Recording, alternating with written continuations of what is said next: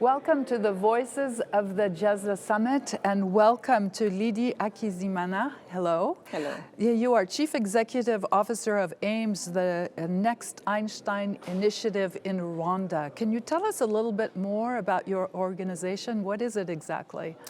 So AIMS is the Africa Institute for Mathematical Sciences. It was created 19 years ago by a physicist called Professor Neil Turok, with a very simple goal, which is to identify the brightest mind on the continent who are extremely good in math and science, and providing them with world-class education in math and science. You made a very impassionate statement today, which touched, I think, everyone in the room. You could hear a pin drop. It was about inclusion, about not forgetting anyone. Why is that so important to you in the context of GESDA? You know, the COVID-19 pandemic really showed us that we had forgotten the most important thing, which is our humanity.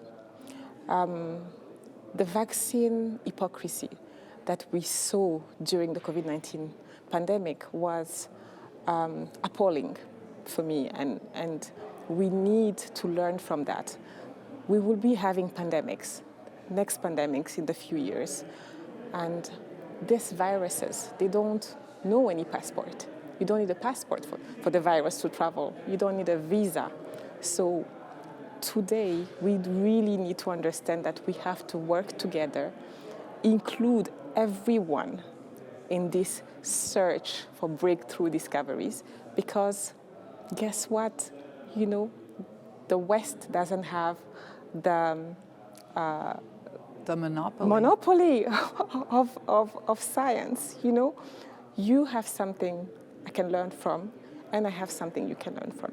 So we have to sit together and start working together and finding solutions together.